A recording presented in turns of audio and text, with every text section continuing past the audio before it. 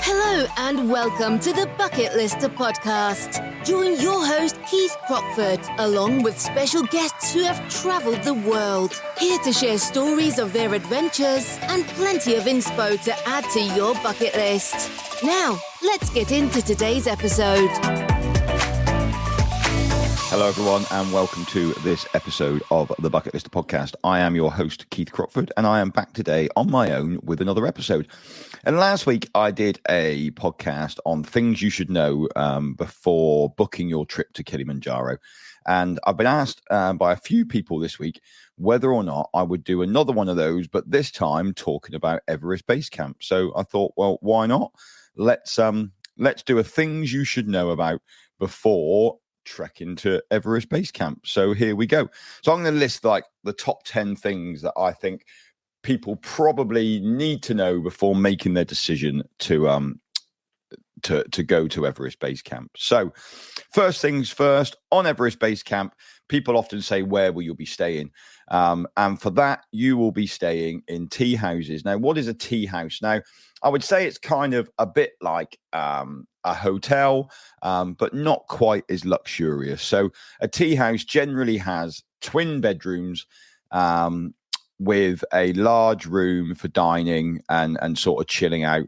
And then some of them have toilets and showers in them. Well, they all have toilets in, but some of them don't. Ones further lower down will have showers in as well. Now, depending on how you're doing your trip to Everest Base Camp, obviously, if you're booking with a company like the Bucket List Company, we will then obviously book all of the tea houses prior to us going to make sure we've got space. Tea houses are generally very cheap to stay in, especially if you are eating in there as well. So if you're having your food in there and you're paying for your food, then they are very cheap to stay in and to have a room. They are very basic, but they are not camping. But, you know, on higher up, I have certainly had ice on the inside of the windows and not on the outside. So they are quite chilly. So you definitely need to have a nice warm sleeping bag with you. I would also take a pillowcase because they do provide a pillow, but you don't know how often that's been cleaned. So I would take a pillowcase to put the pillow in, and they also provide blankets as well. But again, you know, I'm not quite sure how often they have been washed. So I would, I use it occasionally and put it over my sleeping bag, but I certainly wouldn't just use the blanket on its own. So there's a quick tip for you there as well. Within the tea houses, like I just said about showers. So moving on, a lot of people ask, can you have a shower on Everest Base Camp? And the answer to that is yes, you can. And depending on how high up the trail is how accessible they are. So further down the trail, quite often, some of the tea houses that we stay in the first few nights will have a ensuite bathroom in the in your room, and some of those will have a shower in. Further up, they will have separate showers, and then you will have to pay for the showers, and they cost kind of a couple of dollars for a shower. Generally, like Namche, where you're staying there for a couple of days, it's a good idea to grab a shower there, and then in Dingboche as well, where you'll be staying a couple of days. So you haven't got to go the whole trail without a shower. And the reason they charge for them is because they are gas bottle showers. So it's just to make sure they've got to bring the gas bottles up, and that's what they charge you for. But you can certainly have a shower. Now, another question I get asked quite a lot, and a tip to give you about if you're thinking of booking EBC, is when is the best time of the year to trek? Now, the best time to trek to Everest Base Camp is during, and their high season is either between October and November and March and May. So you've kind of got the spring and the autumn seasons to go to base camp in. So recording this podcast at the beginning of October, we've had a group fly out yesterday and another group fly out today, heading for our October EBC trips and Island Peak trips. When's the best time to go? October to November is quite crowded. It is the peak season, but May is the time when the Everest ascents take place, and actually there will be more action around base camp itself, though you'll see very little at base camp in terms of it being set up as a base camp in the autumn period. So if you did want to go and see the hustle and bustle of base camp, then certainly go in the spring. But October to November is also a very busy time for the trail. Like I said, there are only 2 seasons, and I would certainly stay away from outside of those seasons because of the rain and snow during the monsoon seasons, etc. So those are your options if you are wanting to be trekking to Everest Base Camp on when to go. Key things to take when you are on the mountain. What do you need to bring with you? Obviously, you'll have your kit list, which will have all of your clothing, etc., and those sorts of things that you need to take. But there are some things that I would be stocking up with in Kathmandu if you can. Things in Kathmandu are far cheaper than they are once you get up to Namche and you start the trek itself. So things you're going to need are things such as toilet paper. You're going to need that. That's not provided in the tea houses. So you're going to need to provide your own toilet paper. But it gets very expensive once you start climbing up the Everest Base Camp Trek. So bring that with you. It's quite light. It's not going to take up any room in your bag. The other thing that I would take with you is throat lozenges. And again, these are much cheaper in Kathmandu than they are once you actually get onto the mountain, because when you actually remember to need them is generally when you're higher up. And a lot of people, when they're doing Everest Base Camp, get what they call the Kumbu cough. It is so dry and dusty when you're on the Everest Base Camp Trek. I would certainly advise taking a buff with you, just to wear over your mouth and nose. All the yaks are coming past you. They kick up quite a lot of dust. And you definitely end up with a sore throat and what they call the Kumbu cough by the time you come down. And one quick thing is really read the instructions on any medication that you are buying. I remember a funny story a few years ago, and we had a couple on the way down. A couple of our clients had gone to the pharmacy in Namche because they had really bad coughs, and they started taking this cough medicine that they got in Namche, and it wasn't until they read the instructions, because they started to feel a bit woozy, that they realized there was actually morphine in the cough medicine itself. So please check what you are taking if you are buying anything while you're on the mountain. But Kumbu cough is definitely something that a lot of people get when they are on the trek itself. Snacks are also really expensive when you start on the trail. It's best to probably buy them in Lukla when you land, and that's because obviously with the luggage allowance for the plane, you don't want to be taking all of your snacks with you, because you're probably going to be overweight if you start taking everything. But you don't want to be buying them on a daily basis, because as you go up, things just get more and more expensive. And that's a prime example for water. And I would certainly suggest taking a water to go bottle with you, and taking a refillable filtered water bottle. You could be paying a couple of dollars for water. In Lukla, might be $1 to get water in Lukla. And by the time you get up to like Gorik Shep, you'll be paying kind of $4 for a liter of water. So bearing in mind, you're going to be wanting 3-4 liters of water a day if you are buying it. And obviously we're trying to stop single-use plastic on the mountain as well. So again, another reason to take a filtered water bottle, like a water to go bottle. But I certainly wouldn't want to be buying it in single-use plastic bottles. You can buy boiled water as well. And quite a lot of people will take an Nalgene bottle with them, and then buy boiled water from the tea house in the evenings. And then they can use that as a hot water bottle in their sleeping bag. And then the following day, you've got clean water to drink that's then cooled down. So those are my tips on water. Next thing then, one big thing for EBC is food. What are we going to eat on the mountain? And when you're on an EBC trek, you are ordering from a menu. And this is one thing that a lot of people like about EBC compared to other trips such as Kili and things like that, is one of the biggest things with altitude is a lack of appetite. And when you're on trips such as Kilimanjaro, Machu Picchu, those style of trips, you obviously they cook a meal for you and you get given the meal in the evening. But on Everest Base Camp, you're choosing off a menu in the tea houses for your breakfast, lunch, and your dinner. So if you haven't got much of an appetite, you can choose exactly what it is that, you feel like eating. And they'll have everything, breakfast, eggs, pancakes, porridge, dinner. There's dal bat, there's curries, there's chips, there's eggs, there's stir fries, there's noodles, there's rice. So there's lots of choices. And then again, same thing in the evening. Again, look at who you're traveling with to Everest Base Camp. If you're on a bucket list company trip, then we include all of the food within it. And the reason we do that is obviously because we're group travel. There is nothing worse than having to sit there and sort the bill out amongst 10, 12, 15 other trekkers every 3 times a day when you're ordering. So we just find it easy to include all your food. You could choose off the menu and then the bill will just be settled and you haven't got to worry about it.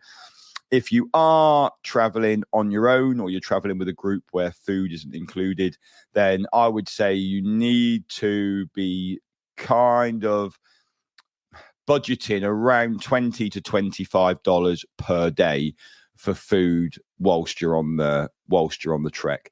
So actually, you're going to need to be carrying on a 12-day, 13-day trip. You're going to need to be carrying $350, $400 with you in cash just to pay for your food whilst you're on the trek itself. And that kind of moves me on to the next thing, which is money. And that is make sure that when you are in Kathmandu that you take enough money with you, cash, for the trek.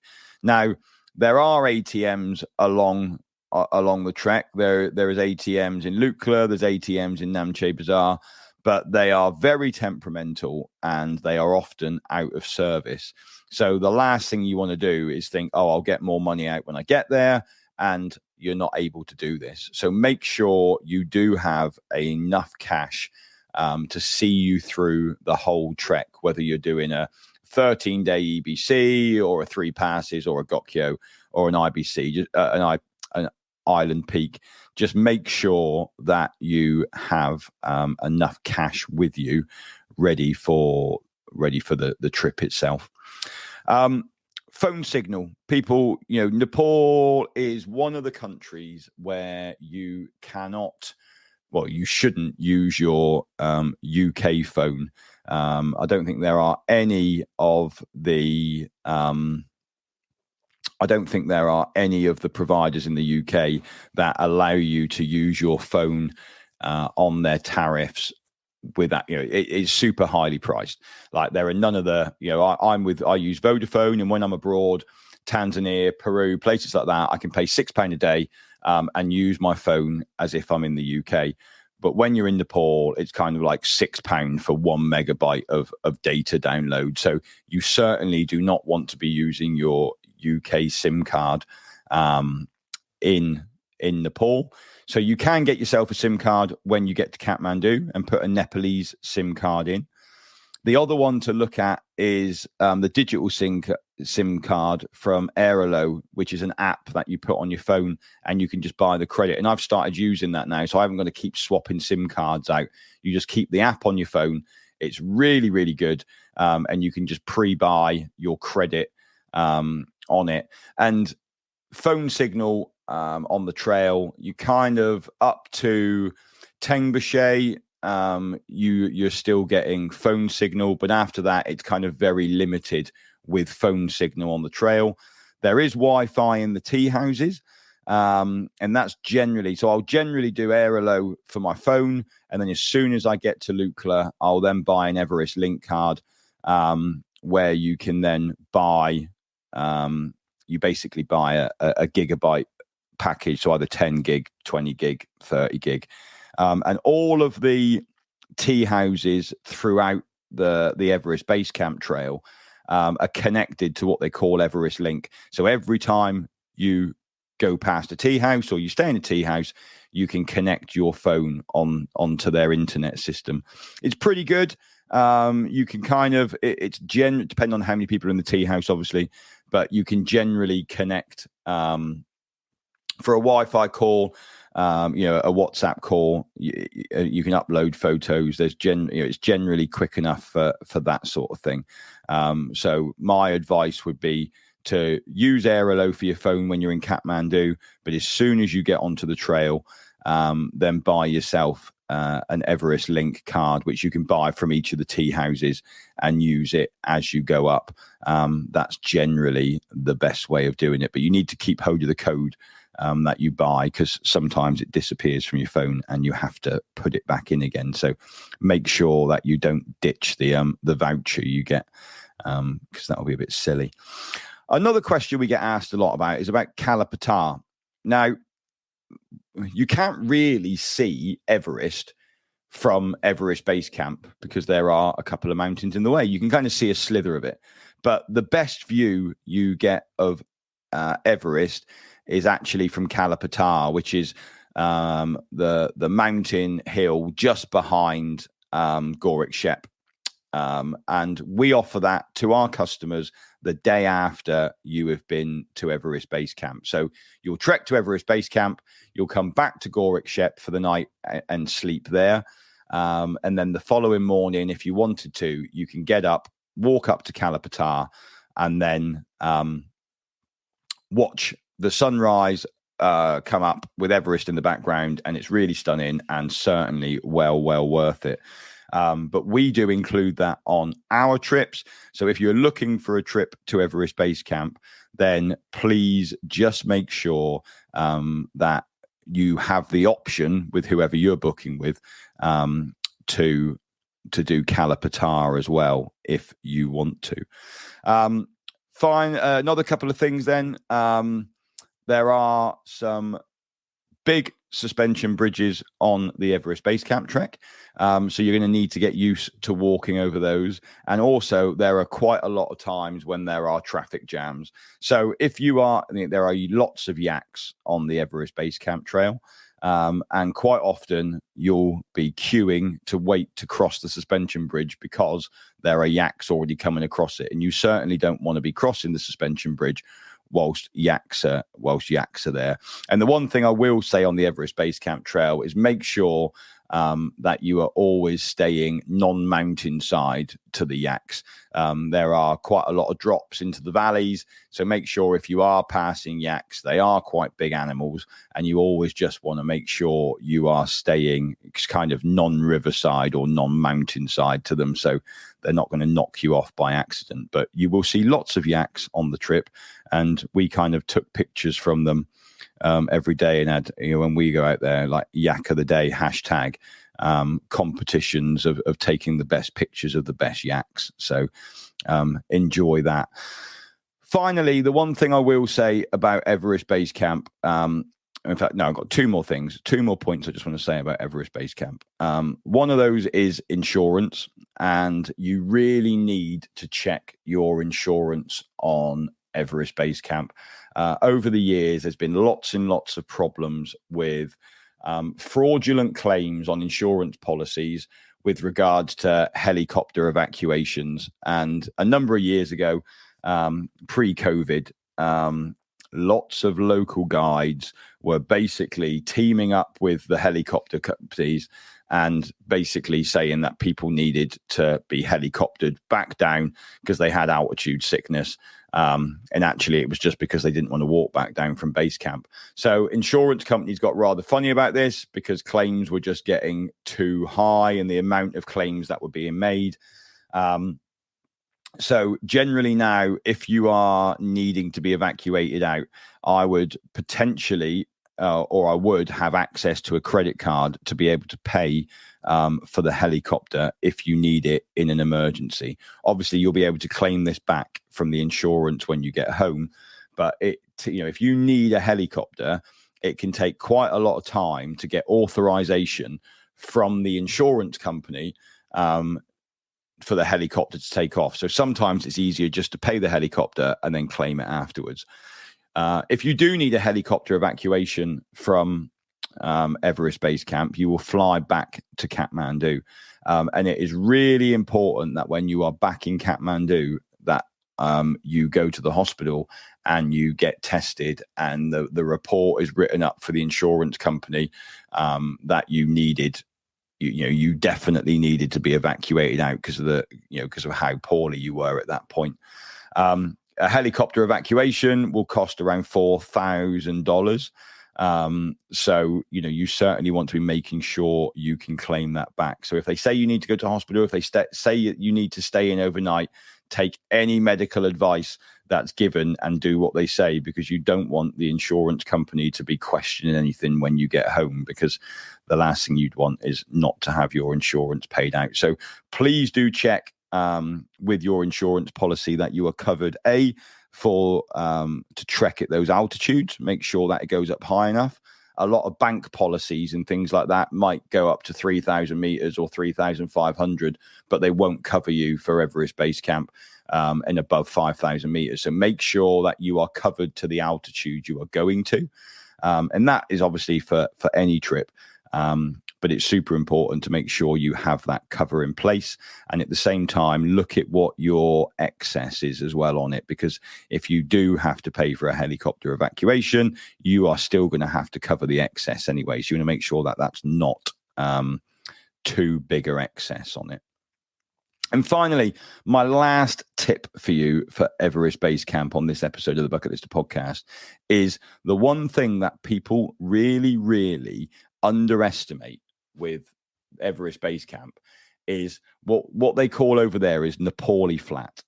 And that is that on Everest Base Camp, whether you're going up to base camp or you're coming back down towards Lukla, is there are ups and there are downs. It's not like Kilimanjaro where you spend the first 4 days walking uphill and then you turn around and you come back downhill again. On Everest Base Camp, there are lots of ups and there are lots of downs on both ways. And it's one of the hardest things from an Everest Base Camp perspective is when you get to base camp, you kind of feel like the trip has finished. But actually, of course, it hasn't finished because you've still got another 4 days to come back down. And those 4 days, although you are dropping in altitude all the time, there are still some big climbs to come that you've kind of forgotten about whilst walking up. So they call it the Nepali Flat because Everest Base Camp Trek is a little bit of up and a little bit of down, and that stays all the way. So hopefully you have found this episode of the Bucket Lister podcast interesting. I've covered a few things that you need to know about Everest Base Camp before booking it, and just answered a few of the questions that that we get asked as well. So hopefully, like I say, you found it interesting.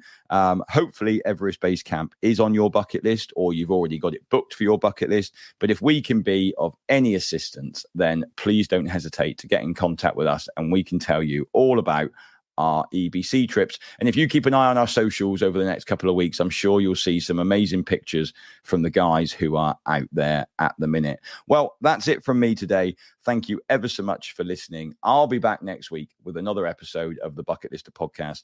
But until then, goodbye. Thanks for listening to this episode of the Bucket Lister podcast. Be sure to click follow to be alerted for next week's episode. For more travel inspiration, check us out at www.thebucketlistcompany.co.uk or follow us on socials. See you next time.